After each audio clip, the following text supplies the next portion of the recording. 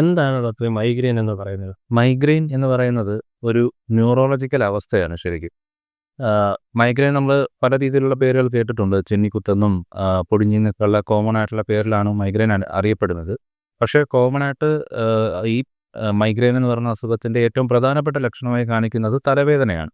തലവേദനയുടെ പ്രത്യേകത ഏതെങ്കിലും തലയുടെ ഒരു സൈഡിൽ, ഒന്നുകിൽ വലത് സൈഡിൽ അല്ലെങ്കിൽ ഇടത് സൈഡ് ആയിട്ടായിരിക്കും ഈ വേദനയുടെ അതികാഠിന്യമായ വേദന ആയിട്ടായിരിക്കും പേഷ്യൻ്റ് നമ്മുടെ മുമ്പിൽ വരുന്നത്. അത് ഇന്ന ഏജ് ഗ്രൂപ്പ് എന്നുള്ളതല്ല. ഏത് ഏജ് ഗ്രൂപ്പിനകത്ത് വളരെ കുഞ്ഞു കുട്ടികൾ മുതൽ പ്രായമായ ആൾക്കാരിൽ വരെ ഈ ഒരു അവസ്ഥ ഉണ്ടാകുന്നുണ്ട്. ഇതൊരു ന്യൂറോളജിക്കൽ ഡിസീസിൻ്റെ ഭാഗമായിട്ടുണ്ടാകുന്ന ഒരു അസുഖം കൂടിയാണ്, ഒരു അവസ്ഥയാണത്. തലവേദനയാണല്ലോ ഇതിന്റെ പ്രധാന ലക്ഷണം എന്ന് പറയുന്നത്. അപ്പം ഒരു രോഗിക്ക് എങ്ങനെ അതൊരു മൈഗ്രെയിൻ ആണെന്ന് തിരിച്ചറിയാൻ കഴിയും? കാരണം പല രോഗികൾക്കും നമുക്കറിയാൻ കഴിയും, മൈഗ്രെയിൻ തിരിച്ചറിയാത്ത ഒരു ധാരാളം ആൾക്കാരുണ്ട്. തലവേദനയായിട്ട് മാത്രം കൺസിഡർ ചെയ്യുന്നുണ്ട്. അപ്പം എങ്ങനെ അതൊരു മൈഗ്രെയിൻ ആണെന്ന് നമുക്ക് തിരിച്ചറിയാൻ കഴിയും? തലവേദന പല രീതിയിലുള്ള തലവേദനകളുണ്ടാവും. ആ തലവേദനയിൽ മൈഗ്രെയിൻ എങ്ങനെ തിരിച്ചറിയുക എന്നുള്ളതാണ് ഏറ്റവും പ്രാധാന്യമായിട്ടുള്ളത്.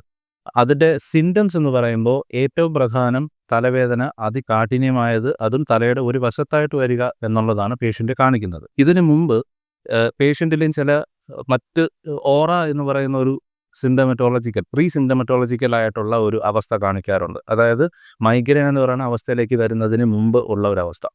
അത് വരുമ്പോൾ തന്നെ ആ പേഷ്യൻറ്റിന് അറിയാൻ സാധിക്കും, എനിക്കിനി അടുത്ത് കാഠിന്യമുള്ള തലവേദനയിലേക്കാണ് പോകുന്നതെന്ന്.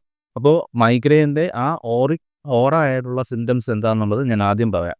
അതായത് നമുക്ക് കണ്ണിൽ പെട്ടെന്നൊരു കാഴ്ചശക്തി കുറയുന്നത് പോലെ തോന്നുക, അല്ലെങ്കിൽ കണ്ണിന് ഒരു കൊള്ളിയാൻ പോകുന്ന കണക്കൊരു ഒരു വെളിച്ചം പോവുക, അല്ലെങ്കിൽ നിറങ്ങൾ കാണുക, അല്ലെങ്കിൽ കാലഡോസ്കോപ്പിക്കലായിട്ടുള്ള ചില ഇമേജസ് കണ്ണിന് മുന്നിൽ പ്രത്യക്ഷപ്പെടുക, പെട്ടെന്നുള്ളൊരു ക്ഷീണം അനുഭവപ്പെടുക, മയക്കം അനുഭവപ്പെടുക, ഇങ്ങനെയൊക്കെയുള്ള ചെറിയ സിംറ്റംസ് ഉണ്ടായെന്നിരിക്കാം.